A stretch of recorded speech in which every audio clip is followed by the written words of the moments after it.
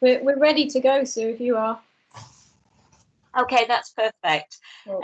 Thank you very much, and welcome to the show and tell session for Spring 6.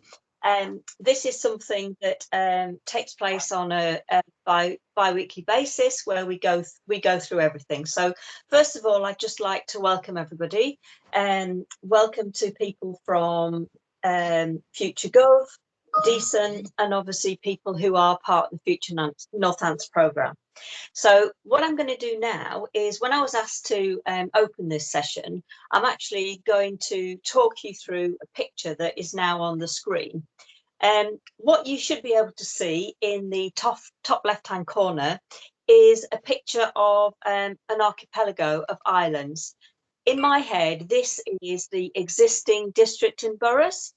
And they are all working away, sometimes sharing things, sometimes not, but they're very much working working in silos. I then come across to us as a team which is the middle picture. And there's two pieces there. One is the fact that ants work together as a team. Often, you see ants on the surface and you see them busying away, but in actual fact, if you were to look underground, there's a labyrinth of activity that's going on. And just because you might be the loudest or you might be the person that's most visible doesn't mean to say that you aren't making a valuable contribution to obviously our end result. And also, for those of us who are of a certain age, you might remember the anthill mob, and therefore I see us as the anthill mob as a team.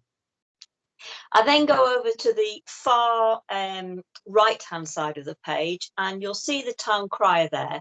And what I'd like to do is take you back to before Christmas, when we put out a call to action on our website to say to all our residents, we're obviously going to be forming these two new unitaries. We'd really like you to get involved and come and tell us if you'd like to help us, because we really want to know what you think. And we were really lucky, because when we got to January, we had over 150 responses. And although they were a little shy in coming forward, we actually did really, really well. And myself and Fiona were a bit of a tag team, and we've managed to be able to interview 18 residents so far.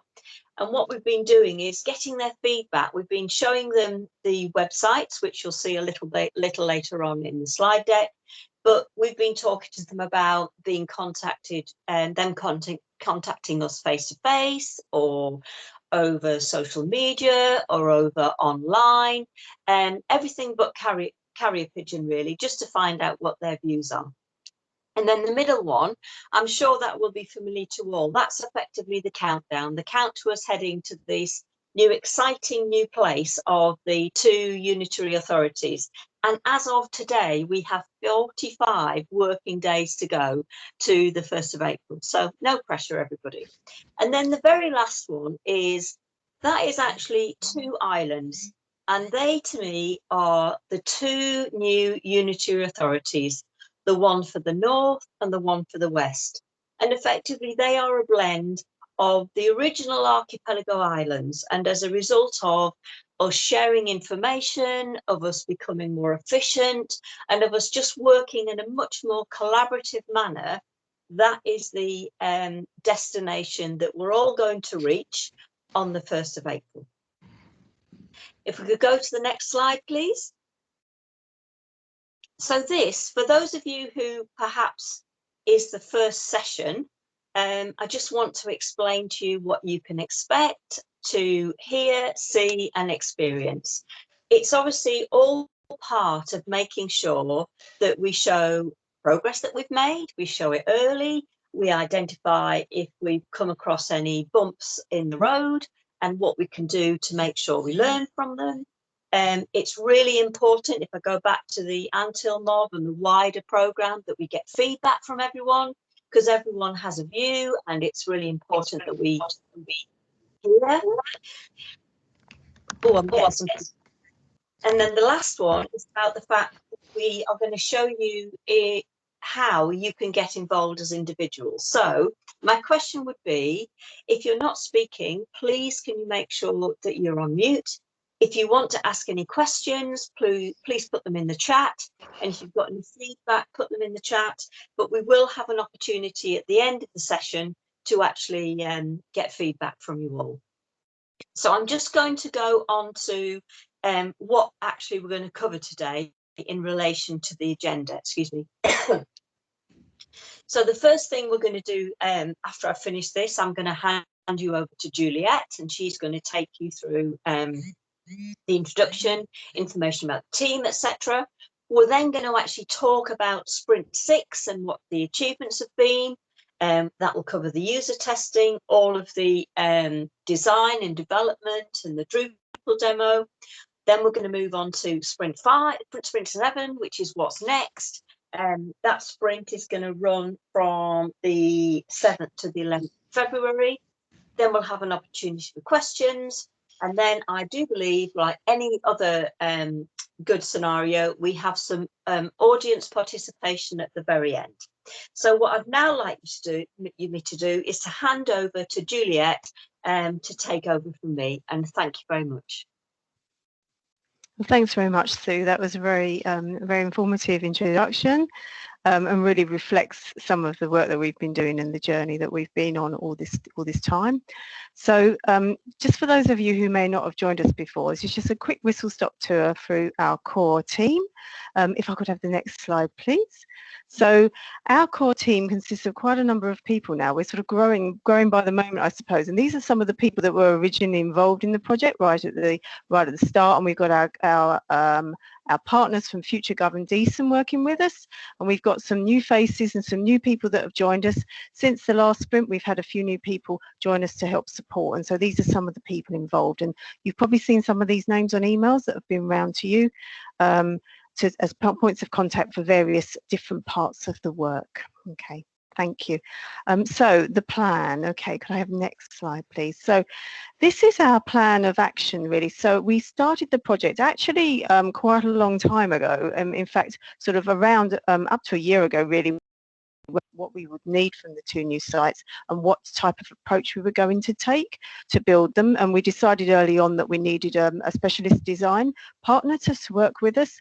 So this is where we've got to. And since the partners joined us, FutureGov joined us in end of October, beginning of November. We've been working through a series of sprints. We've reached one of our key milestones recently where we released our two new beta test sites, which some of you will have seen, and some of you have seen a demo for, and we have some links there that are available. They are private to organisation currently, although available to see from any browser. So moving forward, we are hoping to put those sites into the public domain around about the end of February, beginning of March, when we'll be looking to our actual customers in the public to test them in a more informal way and give us our feedback on those. And obviously our big milestone is vesting day, when we will be actually going formally live with those sites. To remind you all that our sovereign sites will all remain live. There'll be a process of change over the next 2 years where we'll be looking at migrating the content, updating it, and eventually decommissioning our sovereign sites at the end of March 2023 at the very latest. Okay, thank you. So beta sites. Okay, so some of you would have seen demos of these. These are just a couple of screenshots here, and these are the addresses for our beta sites at the moment. We'll be talking a lot more detail about some of the content that's been put on these sites, some of the ways that the sites have been designed, so let's move forward, but just generally talk to you a little bit more about that as we go through this presentation. So if I just talk to you a little bit about our Sprint 6 achievements. Could I have the next slide, please? Okay, well, we've been very busy, as we always are in this team. So these are some of the things that we've been doing. Real whistle stop for you. So we've decided on website content timelines and tasks that will be needed for services, and those dates have been circulated out via program managers. We've been holding private beta testing sessions. Our product owners have started user acceptance testing. The core team presented this week to the ICT portfolio board meeting, and we also had a customers and digital show and tell too. The design team have focused on the news listing and article templates for those pages. And the development team are working on search, reviewing the Drupal roles and permissions, and resolving some of the bugs that have been raised from quality assurance testing. So we've got a new postcode checking feature, and that's the functionality of that is being reviewed and updated, and we'll be testing that so that it can go live on vesting day, or before that, I should say, on the beta sites. We have cookie policies and functionality reviewed, and our microsites policy is drafted. We've had our accessibility policy approved, and we have now launched the work to produce a training course that will be rolled out from L&D as an e-learning package. eForms development work is continuing, and we're working with the service areas to update and change eForms where necessary, only where safe and legally necessary for vesting day. We've had some of our rebranding designs approved, and we have some others in approval at the moment. We continue with our agile ceremonies, which is basically our stand-ups twice a week, bi-weekly stand-ups and retrospectives and planning meetings. We are continuing with day one change and risk planning and management, and of course communications, which is a big linchpin for is something that is really fundamental for a project like this. So thank you. If I could move on, please. So user testing, if I'd like to hand over, please, to Sue and Fiona, who will talk to you about user testing. Thank you. Thanks ever so much, Juliet. As I said at the very beginning, Fiona and I are a bit of a tag team, and it's working really, really well. One of the things we've been doing, and we've been really excited, is about the fact that we've been able to show the home pages to all of the residents who we've spoken to. What I'm going to do is just sort of give you some sound bites of things that people have said. They like them. They think they're very clean. They think they're very clear. There have been a couple of people who said, do you know what? They're a bit boring and they're a bit bland. It's really just a list of the services that are provided by the council. A couple of people have said, do you know what? I want it to be personal to me. I want it to be about, it's my council. I live in the county, and therefore I want to be able to relate to it. They really like the most used and the alphabetical buttons that are at the top, but they all have said it'd be really good to have a search button, because if you put the search button in, then you don't have to read all the content. You just put it in and you find the information straight away. There's a lot of people who said it'd be really good to have a map or a picture or something that they can actually relate to in relation to the area. A number of people have said that some history about the area would be good. A lot of people really, really like the green. They think it's really warm and really welcoming. And then a few people have said that the blue is a bit cold and a bit clinical. Some people have said it'd be really good to know who your local councillor is going to be, particularly as once we go into vesting day, the elections won't have taken place, and therefore it'd be really good to know, if I've got any questions, who to go to. One gentleman who was a bit geeky in relation to, and I mean that in a positive way, in relation to websites, he was saying it's really important that you keep them fresh, because if you don't do them, they become stagnant, and then people think, well, why should I bother looking at them? So that was really interesting. And then a couple of people said, where's Street Doctor? Everyone looks for Street Doctor. So again, these are some of the things that we've actually spoken about in our review synthesis session, and we're going to see what we should do next.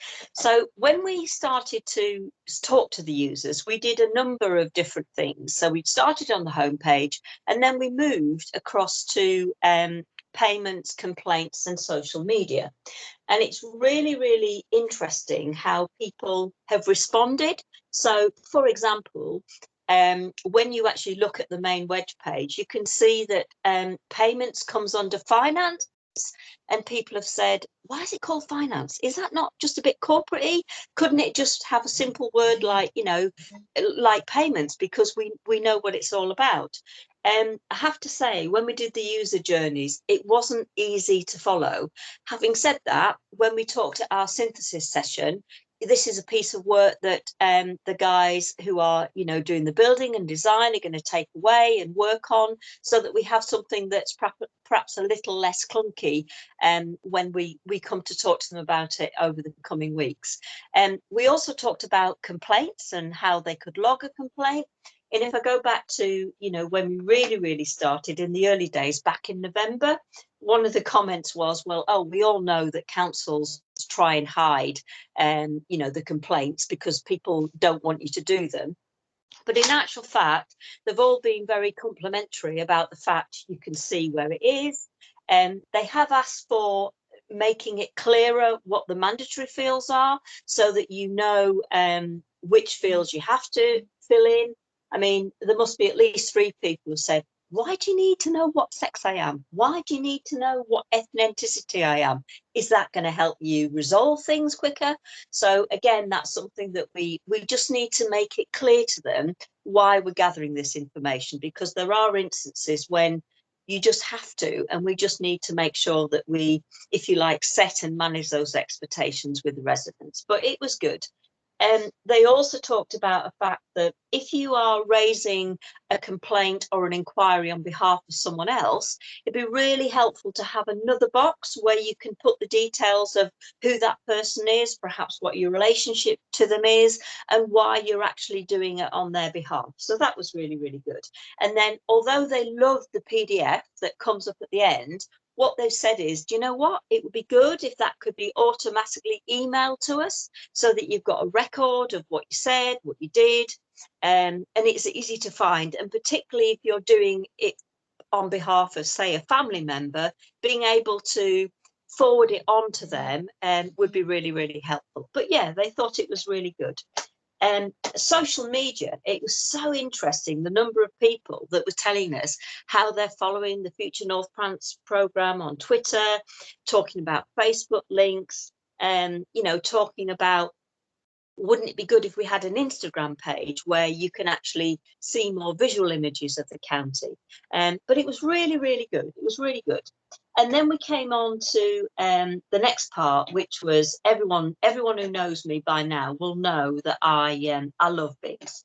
So they really wanted to make sure that they were able to find out information about their bin collections. So, for example, one guy was talking to us about, in the area that he lives, they've had a recent run of bins not being collected, you know, missed for whatever reason, and he's gone in and he's reported it. But he said there's never anything that actually acknowledges that there was an issue, and that, you know, we know about it, we're on it, and we're dealing with it. So, you know, that was really interesting. And he also talked about the fact that, how do I know that if I log in under Contact Us and I follow through and commit everything, how do I know that that's going to hit anything that relates to me that I perhaps have raised in the past? So again, that's something that we're going to look at.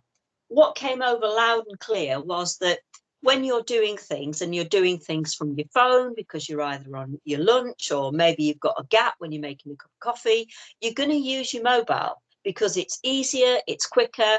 And one guy had obviously had a bad experience on telephony, as in, he just said, well, you just sit there. He said, and to be honest, he said, I'd just rather know I've done it online and it's been done. So that was really interesting. And then the next bit we came to was looking at the mobiles and what the views were overall. And I'm moving my mouse, and I'm chuckling to myself because I'm clicking on my screen, but it hasn't moved. But anyway, it has now. So in relation to the mobile, they loved the icons. They thought it was amazing. And what they talked about was, if you think about people who perhaps aren't as literate, as perhaps, you know, another person, they're saying that, you know, a picture always speaks 1,000 words. I don't know if you've ever done it, but if I've been on holiday and I've gone somewhere where I can't speak their language and their perhaps English isn't particularly strong, I've taken a picture, and I've always got a picture of a toilet on my phone, so that if I need to find a bathroom or whatever, I can show them the picture, they know exactly what I'm looking for, and they'll point in the right direction. They talked about the fact that the mobile was listed vertically. They thought it was easy to follow. They liked the fact that you know, if you look on the left-hand side of the screen, you can see where you've just got the main headings as opposed to having the more detailed information underneath. A lot of people thought that that was really good because it was clean and it was really smart. And the icons, they said, were really, really eye-catching. So that went down really, really well. If I think about the overall feedback, everybody liked taking part. Everybody liked having an opportunity to share their views, to influence what our future is going to be like. And everybody wants to be involved in the future, which is really, really good. So I think, although they might be a bit sort of camera shy of coming back, and once they've said, yeah, I want to take part, actually coming to us, we just had to be a bit patient. And as I say, Fiona has been just whacking them in the diary so we can get them all sorted. And we've been really, really busy. Also, it was interesting to hear that a number of people have heard information on the radio, whether it be Radio Northamptonshire or local radio. They've seen it in the press, obviously seen it on social media. And one guy, in fact, a few people have said, you know, because normally we would be going and seeing family and friends, we might be going to the pub or a restaurant, and therefore you'd be able to see that people would be talking about it naturally, but we're not in that scenario at the moment, and therefore we perhaps are more reliant upon other things. And then if I look at the very, very last part, I talked at the very beginning about what we did, why we did it, and what the outcome was. We have, if I can actually say it properly, we have what's called a synthesis session. And it's where everyone in the core team, along with other people, we get together, we review all the users and their feedback, and we look to see, are there any common themes? Are there things that we perhaps haven't considered, that we then need to say, right, this is how we're going to take it forward to the next stage. And what I'm now going to do is hand you back to Connolly, because she's effectively going to talk you through what, if you like, progress has been made since the last time. So thank you very much, and I'll hand you over to Connolly. Thanks, Sue. So I just thought I'd touch on some of the key things that have happened. So in the first phase of testing throughout November, December, we were testing on a prototype, which is a design prototype, which is effectively screens that are hot spotted so you can click through things, but it's not a real website. From January 15, we launched 2 beta sites, and there's a few things that have evolved since then. So what we practice is user-centered design. So the research that has been done with Sue, Fiona, Ale, and myself, we feed that back to the development and the design teams to make sure that we're on top of continually iterating on what we've heard. So the alphabetical sorting feature that is on the beta site wasn't actually on the original mock-ups that we tested. It was something that we just continually heard that people asked, why are the services being listed that way? I'm used to seeing council tax first, or I'm used to seeing, and we asked why, and it was a mix of 50-50. So we thought we'd test it on the site, and it's been tested really positively. On a mobile phone, rather than having listed the services in its entirety, we've got a little button which says view all services, so it shows a few key ones, and that's tested quite well, because obviously otherwise someone will have to continually scrolling. The icons have tested really positively as well. We're still obviously iterating both the homepage and the icons themselves, so we're getting good feedback from the residents on what they like. Signposting back to sovereign sites, so there's going to be a lot of services that are still going to exist. For example, we've been testing with bins, and what we do is there's a section which someone will show you later on about how you can actually click through to go to Corby, for example, and it actually takes you through to the Corby site. So we're testing to see if residents find that a bit jarring, or what their overall thought process, and if they can navigate back to the Unitary site. So at the moment, all of the people that have been tested on either a desktop or a mobile device have been able to find that and understand the rationale behind that. The postcode feature expectations, at the moment we're still building the postcode feature, but we've been asking residents what they expect would happen and logging that for the development team. And we had originally thought a save your area feature would be ideal, considering you could either be coming from Corby, for example, and you want to then see things from Corby because you're looking at the north. But what we found from users is that wasn't something that they thought was mission critical for vesting day for day one. They thought it was a nice to have. So we've basically parked that feature and have put it on the roadmap to basically be reviewed post vesting day. And a few other considerations considerations to highlight is the contact us form flow, the complaints flow, social media channels, and what people are currently using and how they think it could work in the 2 new unitary sites. And also Ale and the team were testing the call center script options, which I believe have now been confirmed that they're going to be going with option 1. I'm going to hand over to David to tell you all the details about content. Thanks, Connolly. Okay, so I'm going to try and keep this fairly concise and clean in the spirit of the way we're adding content to the new unitary sites. To start with, here are the services that we're working on for a February deadline.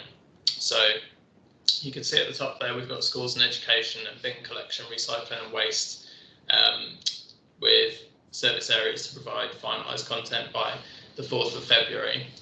And I'll go through a bit about the schools and education section because we're making good progress on that just in a bit.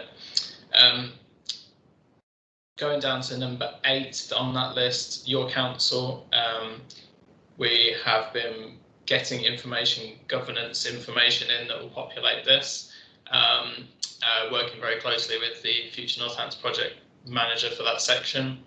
And the registration section, number 10, that's probably the biggest bit of work as part of the MVP for the 1st of April. So we've got a meeting on Monday with registrations to go through all the questions from our initial exploratory work, I guess, in that section.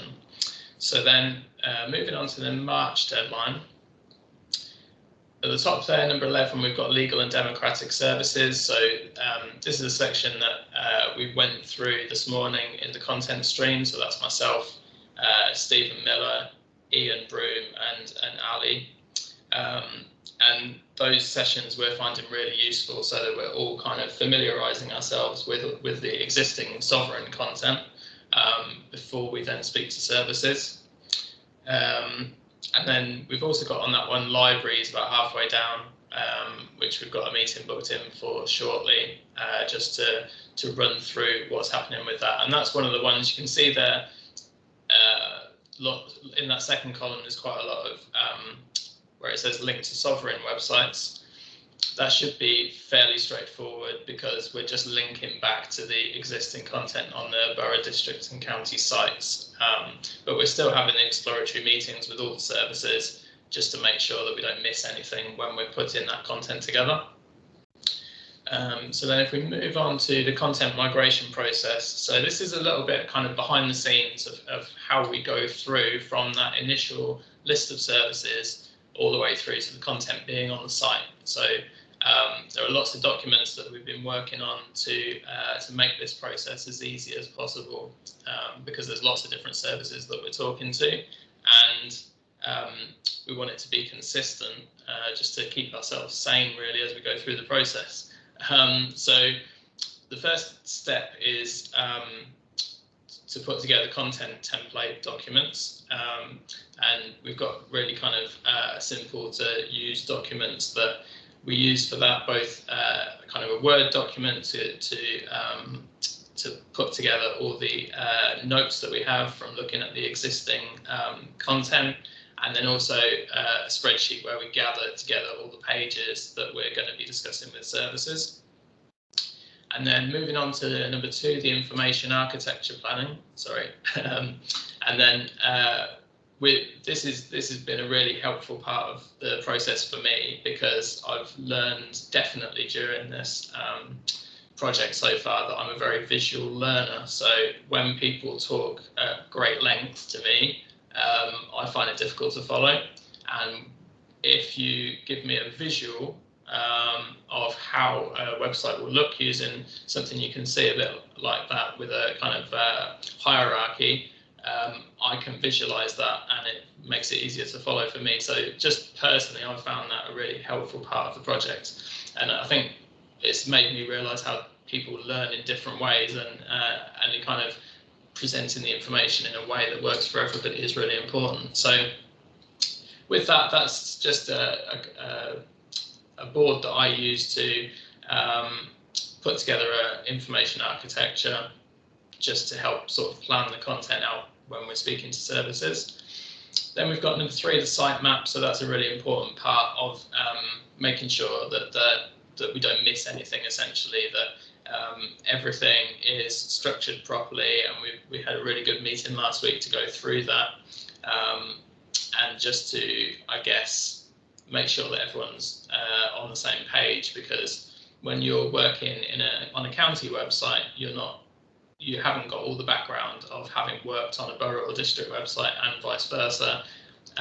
It's really been a really important part of the process to kind of bring everyone together, I guess, to have a look at the overall kind of all the services we'll be dealing with.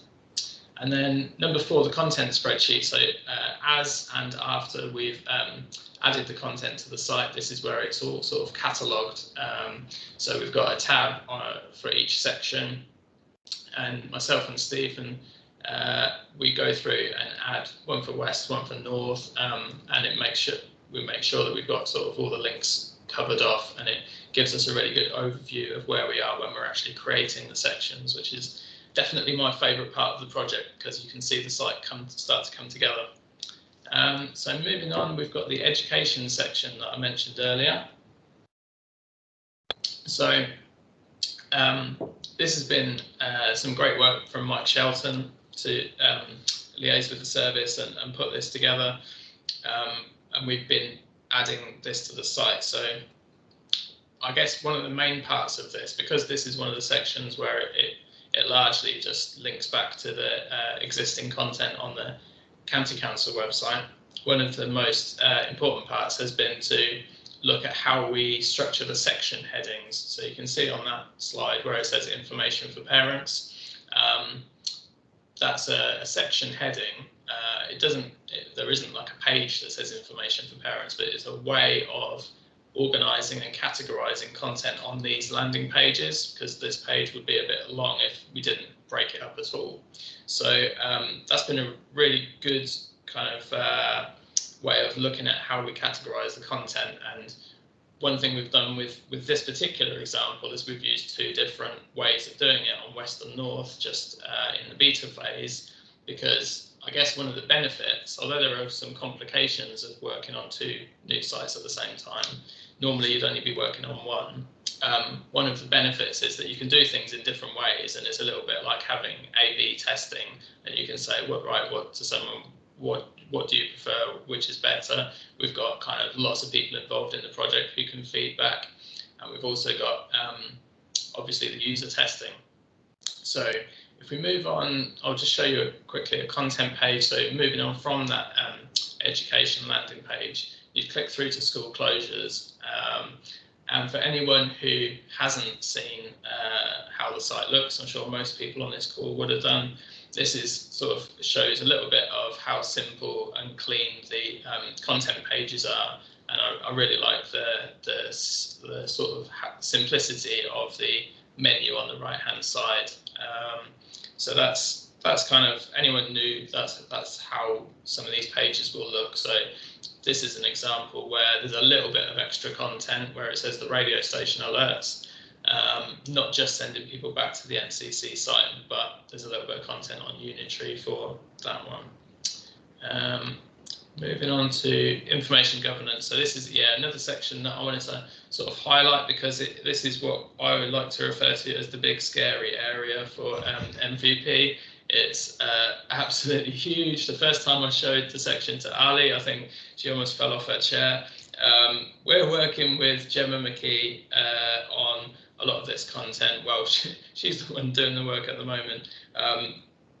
Reaching out to services, getting all the information, bringing it back in, and eventually there will be lots and lots of content coming over to us. We're starting to see the first kind of draft policies, I guess, for some of these areas now, and we're looking forward to using the accordion feature that we should be getting very soon, just to help kind of break down those really long content pieces instead of using documents. So that's probably it for my update. Over to Andy for a rebranding update. Thank you. Thanks, Dave. Yes, if you'd like to pop on, thank you very much. Right, the rebranding update. Luckily, and you'll be pleased to know this is only one slide and very concise and contains all the relevant information. As you're probably aware, we're all focusing on a safe and legal approach purely for vesting day, mainly because with time constraints we've got, we just couldn't fix everything and get everything onto the new unitary sites in time. So the intention is that the main websites will all be branded centrally. Each of the district and borough existing sovereign sites will be rebranded to West or North, respectively. The NCC site will be dual branded to begin with, and anything that's being fed off from there will then go on to the relevant areas. So the web, as we can see there, the sovereign websites are being rebranded as centrally. If you've got any particular issues about that, then let us know if there's any particular areas. E-forms, again, are being rebranded centrally. We know that there are some legacy issues with South Northants due to the link up with Cherwell, and that's being looked at as a separate issue. Any systems where there are customer-facing elements, the services in particular are being asked to check and come back if there is an issue with safe and legal approach for vesting day. If it's a safe and legal requirement, then we need to change it. If it's not, then for vesting day, they're being left as they are. Same with microsites and third-party sites. Anywhere where it hands off to a third-party partner, again, they're not being branded by default on vesting day. Again, down to South and legal as far as the changes are concerned. If you have any concerns about that, contact us. Information about our rebranding updates as well as the rest of the website updates can be found on the new Sparks FAQ page, which, as you can see there, the link is there for you to go and visit that, and that will be updated regularly as we go along. The show and tells, etc., from the previous and the ongoing show and tells will be made available on that site. The biggest thing to say in this question, and as far as rebranding is concerned, is if anybody has any questions about rebranding, then please contact us. We'd rather people contacted us and we said, no, you don't have to worry about it, than people contact us and then we find out that there was a big issue and we should have dealt with it in advance. So if that's the one big thing to take away from this particular session, is check your service areas. If there's a safe and legal requirement for day one, contact us. Hopefully we can put your mind at rest, but if not, we're available with advice, guidance and assistance in order to allay those concerns. Next slide, please. So way back when in Sprint 4, I think it was, we defined basically a list of epics that we were going to do. In case of you don't know, an epic is basically a large piece of work which then we break down into a number of smaller development tasks. Right now, we are currently progressing through the search and workflow epics. Next slide, please. So up to now, we've been working on the accordion slice, which is currently in QA, the ability to preview unpublished pages on the front end, general bug fixes that have come back from the private beta testing and testing via the content editors. And we've been working on enhancements. I think this one comes from David, such as the branding difference between the two admin systems. Obviously, if you had them both open in separate tabs, it's the standard experience. You wouldn't know which one you were doing because they would both have standard black tabs. So we've now changed them over to blue and green, respectively. As part of the next show and tell, we will be demoing these back-end areas as well as how to manage the content and the metadata entry. I'm going to pass you over to George now to talk about the QA. Okay, next slide, please. Okay, the quality testing and the user accessible testing is essential to ensure that we can identify any issues as early as possible and then to enable the issues to be identified and resolved as quickly as possible. Next slide, please. We use a number of different mechanisms for recording things. As you can see here is a spreadsheet which we have, and we can separate it between whether it's a bug it's been identified or it's an enhancement. We also use an online tool called Jira, which enables these to be recorded to give visibility and traceability of the issues and to prevent them from being missed. Okay, pass over now to David to talk about design. Chris, sorry.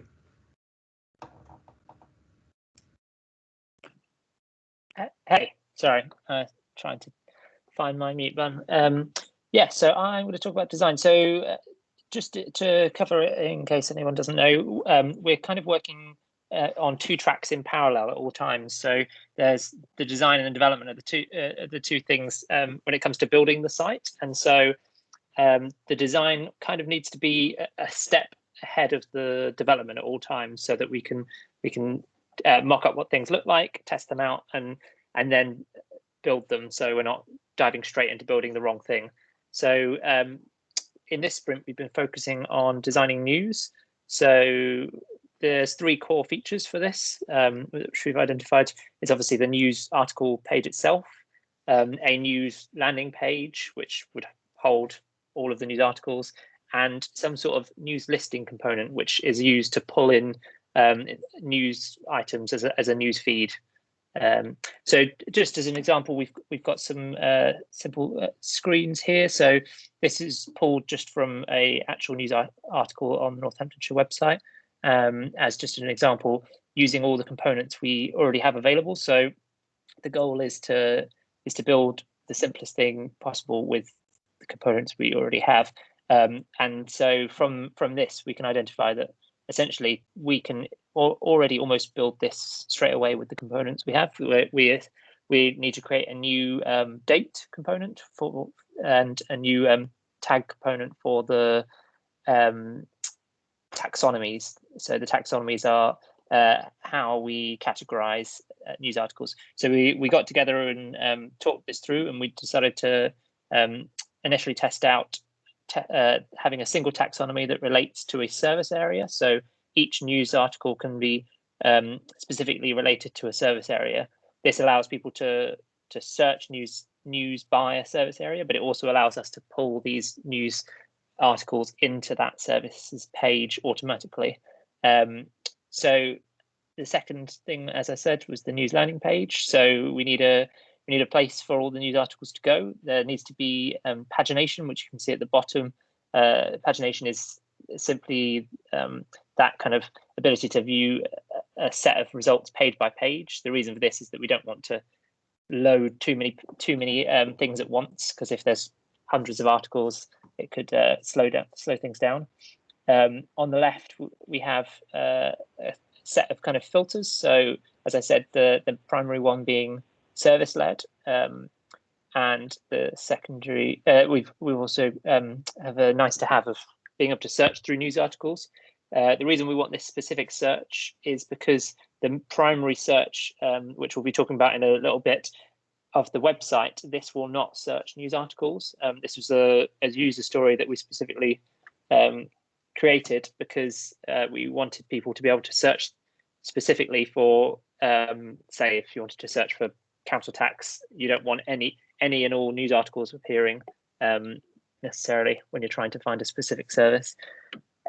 So finally, we have the news feed itself. So this component, whether again this is still going to be looked at because we are looking at the homepage components next, but this may be pulling the news feed onto, as I said, service landing pages, as you can see on the right, which is the bin collection page. So any related news can be pulled straight into that, or as I said, on the homepage.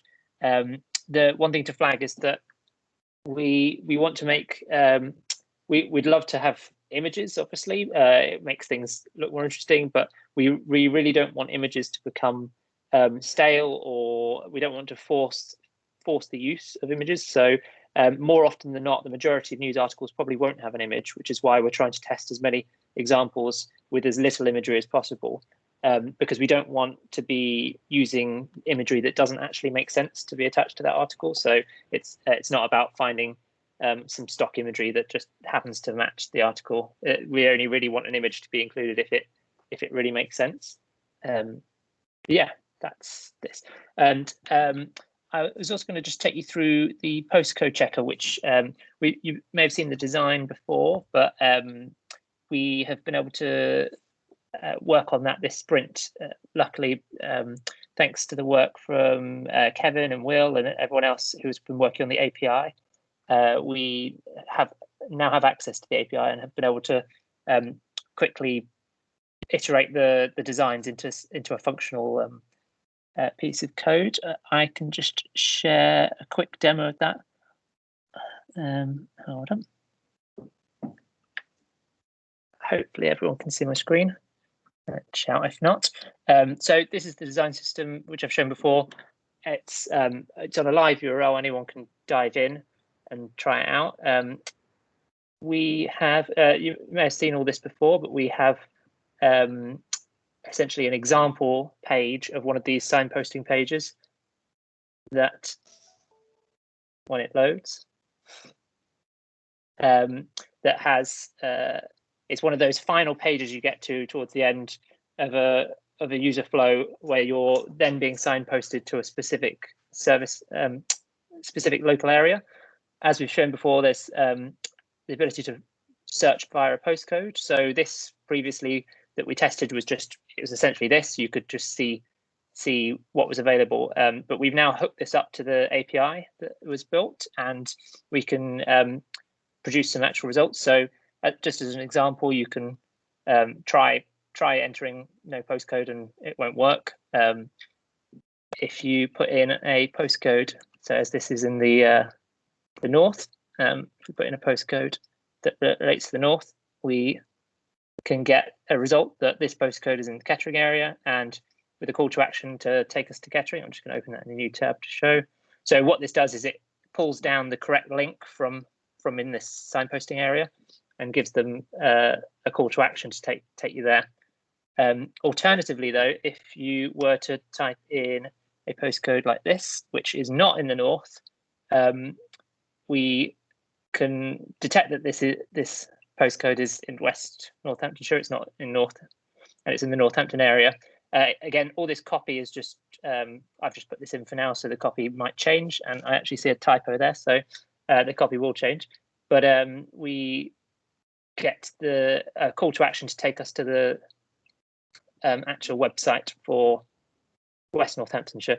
If we put it into the back end, that the link to the Find Your Bin collection day for the West, that would be used instead.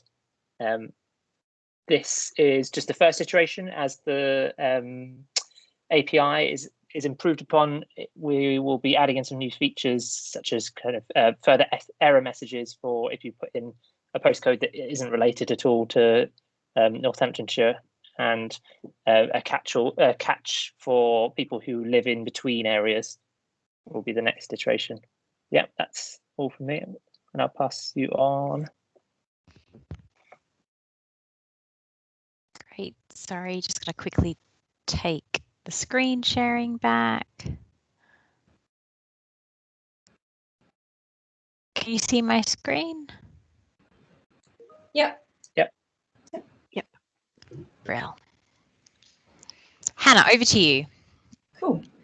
So for those of you who weren't here a couple of show and tells ago, one of the tasks that we did was to take all of the things that we know we're going to have to build in order to create these websites, and we prioritized them into must do, should do, could do, and won't do, with the mind of the January the 15th deadline. So this sprint, we revisited that list and we did lovely checkboxes, everything off, make sure we've done all those, and then we reassessed the tasks, things that we haven't done yet. Do we need to do those still? Do we need to rethink them? Things that we need to do for the next deadline.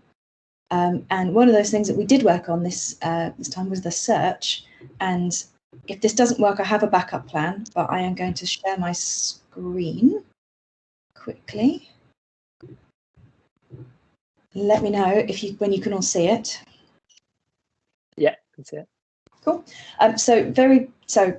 Going back to this idea of components and things like that, we've got the search bar. The search bar is everywhere on the website. It has various different forms. This is the design system. If you haven't seen it, the link is on the slides in case you want to visit it. We've got the North version and the West version. And we also have a plain version, and we have a larger version which is used on the search page. And then we can combine that with a search results page. This is what someone would see if they were to have a list of results. and then we combine that with several other things, and then we get a search results page. It's gives you what you've searched for, tells you the number of results, and then going back to what Chris mentioned, we've got our signposting links here. So if there's any particular pages, so you can go directly into the sections that you're interested in. And then as a little bonus thing, another thing that we worked on this sprint was the accordion, and that's being implemented on the back end at the moment. We've got a nice little accordion so you can toggle, it's accessible, and we can also include other slices, and slices are things that we're calling sort of content blocks. So we can make it a bit more dynamic, so including like dividers, images, things like that. And then the good old test is what does it look like with a long title, which is one of my favourites. And then I think I'm going to hand over to Robert for the accessibility policy update. And I shall stop sharing my screen. Thanks. Yeah, accessibility. I'll try and keep this short and sweet. The accessibility statements for the West and North have now both been signed off by the board. These are living documents, so they will need to be amended as and when things come to light, and I'm sure there will be changes to them. The Shore Trust, who we've asked to conduct a manual accessibility check of the sites, have confirmed they are able to do so in March. And our automated accessibility partner, SiteMorse, have now produced their first checks of the beta sites. Those are those funny screenshots on the right-hand side, of which they've been very encouraging. I won't worry too much about the SEO scores being so low at the moment. That's mainly down to the metadata not being fully in place yet. But once that's working, I'm sure the scores will come up. And I'll pass you back to Connolly, I think it is now. Great, very conscious of time, so I'm going to whiz through this, and I think there's been quite a lot of discussion, so I'll ask Arle to see if there's any key questions. Basically, in the next sprint, which is 10 days, we are going to regroup. Hopefully you'll join us for the next show and tell on the 11th, where you'll hear all about the homepage. I guess that's the key thing that we're going to be discussing. I'll bring your attention to a few key sessions that we're having. Hannah touched on those components that were prioritized using the Moscow must-have, could-have, should-have, won't, and we'll do the same to basically now look at our goal of the public beta investing day. And we're also going to have a bit of a check, there's a bit of flag that happened this sprint, that we're going to have Stephen and Chris do a bit of a discovery on what the directory's requirements and features are, and have a review of if they are required for safe and legal, or to review a plan post April 1st. Quick snapshot of what we usually show. This is kind of like our milestone goals. Indicative, being agile, we like to plan 2-week sprint, but we know we've got the launch of April 1, so that's how we're tracking our progress. So you can see we're over halfway through. Key things to keep up to date. Please join us for our next show and tell. We've got our sprint notes on Sparks, and if anyone's interested, I'm hosting a little 101 session for Slack, Miro, and Trello. You can comment in the chat, and Fiona will forward it to you. It's tomorrow at 2 till 2:45, and we'll cover a little bit on Slack, Miro, and Trello. So these are tools that we're using in our project. So if you are interested to hear more about them, come along. Open invitation. So Ian and Arle, should we open for questions rather than the audience activity? What's the vibe? We've got 2 minutes left. Yeah, I think it's better to ask for questions personally. I think the activity will probably take like 5 minutes. Yeah, we can save the activity to potentially do it next week. So I'll open it up to everyone to come off mute and ask the project team any questions or concerns or ideas or thoughts of what you've seen.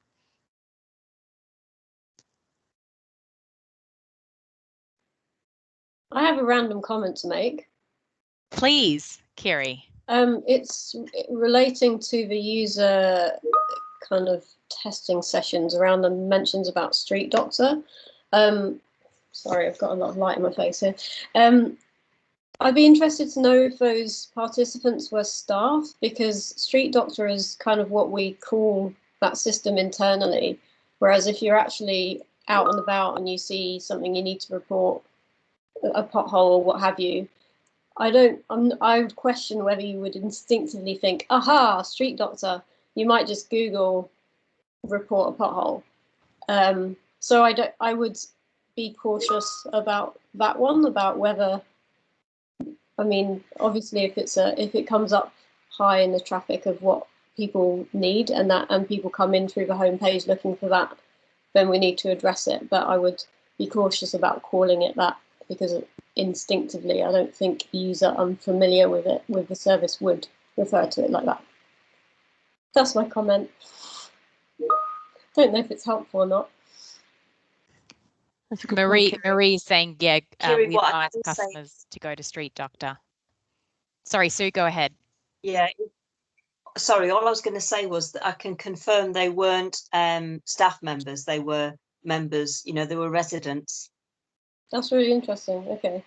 It's been a system that's been used for a long time for the public, so they would be familiar with Street Doctor. However, we've had it pointed out before by people who are not residents of Northamptonshire that it does not exactly mean what it says it is. So definitely is a point there. Can I make a comment as well? I was just thinking that in terms of user testing as well, in task-based testing, kind of more, because it seems there are like emotional responses and also task-based responses to have what's more important, because I think it's more important that people perform the task they want instead of the feeling they get about the pictures or lack thereof, how easy they can perform the task as opposed to how they feel about the way the website looks. That's just my comment. I think like accessibility and making sure that people can perform what they're supposed to do is like a primary need, of course, because we want to design something that works for people.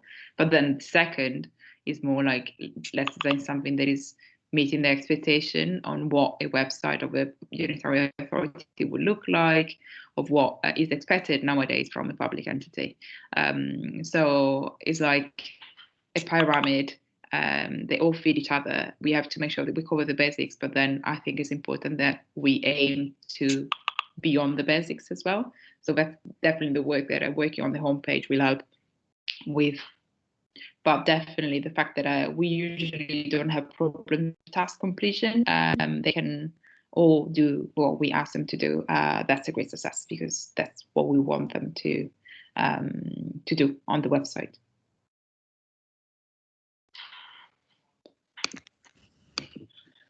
Any other questions, team?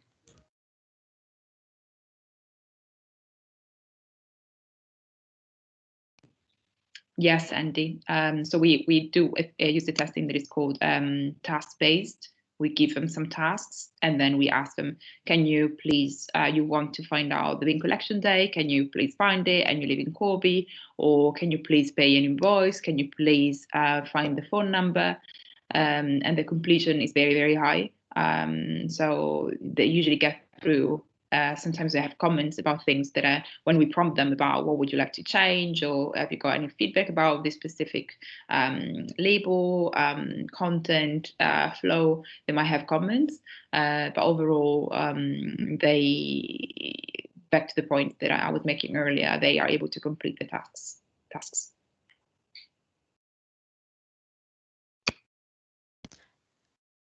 Cara, I see you're on the call. Don't mean to put you on the spot, but how did you find the insights that we shared from user resident testing?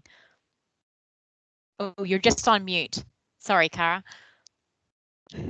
I just had to drop out of this call for half an hour to take another one, so I'm sorry. I quite possibly you've really put me on the spot. I wonder if I can bluff it out. Yeah, sorry. Were you talking about the stuff that you sent me early doors with the written feedback?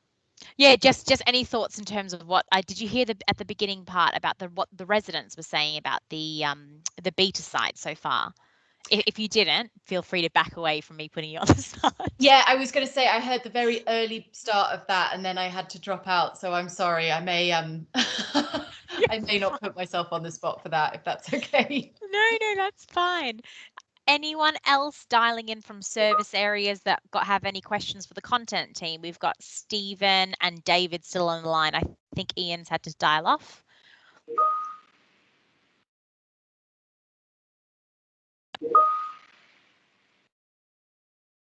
I'm hoping silence is good, Stephen and David. It means everyone knows exactly what's happening when, who's writing what. We've got thumbs up from David. Happy with that. All right, I'll do a last call out. Is anyone really wanting to ask anything related to anything? Actually, I will just take the opportunity to ask. I know this recording has obviously been started. Will you drop it into this chat, or will you send it round just so I can catch up on the bits I did miss? It will be available on the Spark site probably from tomorrow, Cool. but we'll send the link round. Great, thank you. Well, thank you everyone for staying. Hopefully you're not 5 minutes late to your next meeting with all the back-to-backs that happen in remote working. Well, I hope you have a lovely Thursday, and we'll see you in 10 days. So in February, I think it's the 11th is our next one. Thanks so much for your time. And if you do have any questions that pop up over the next couple of days, I believe the email is customer and digital. But we'll have that. Someone will post that in the chat for you. That's right. I'm just putting it in the chat. Thank you, Julia. Thanks, everybody. Bye. Thank you. Bye.